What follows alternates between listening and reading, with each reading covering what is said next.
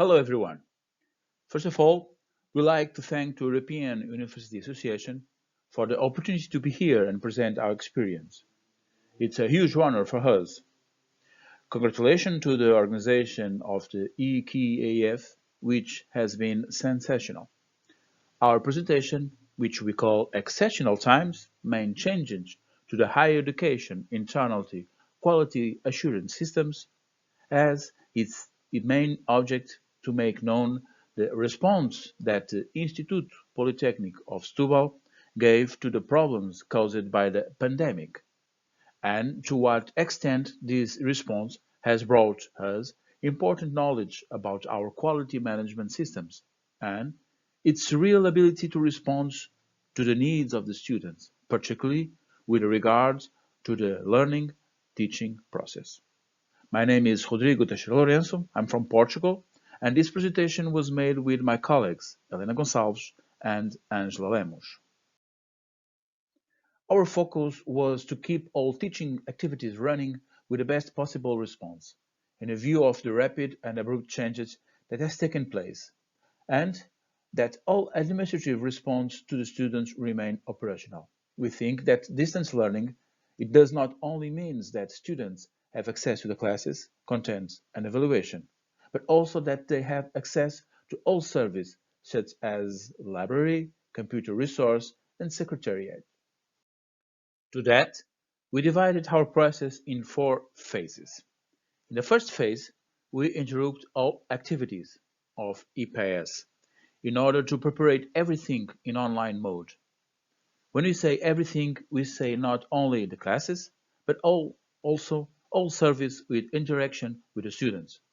There was 50 days of intense work, which allowed the second phase that aimed to provide the APS available online.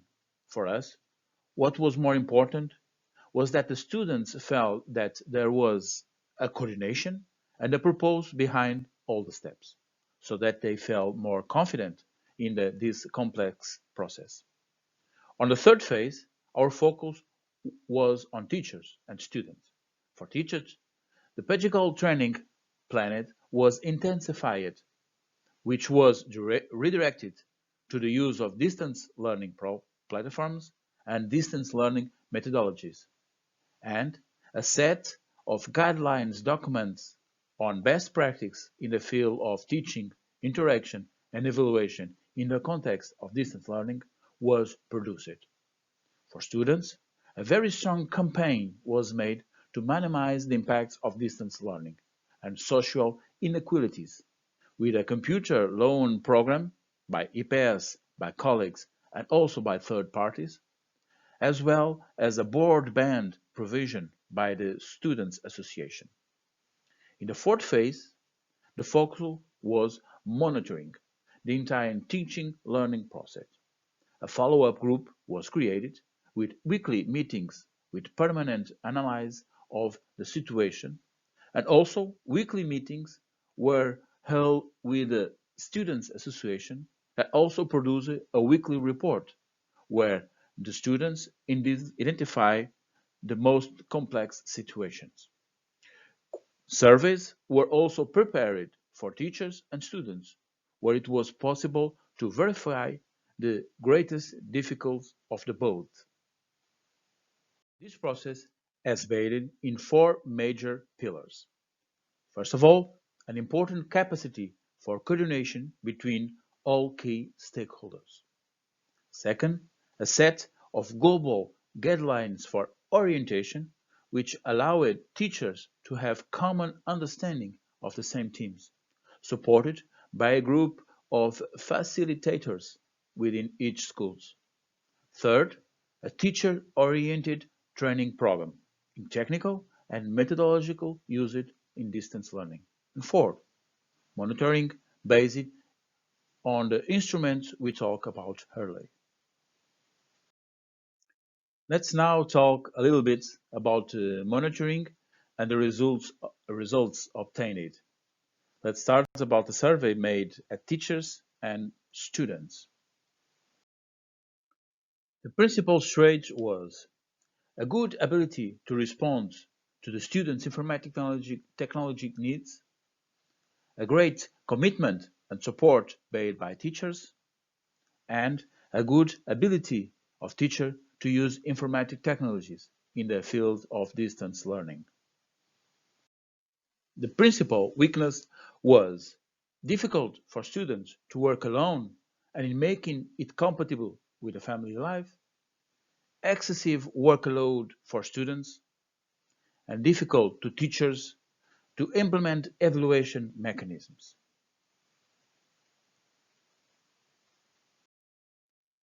About the follow-up meetings with the coordination group and with the students association,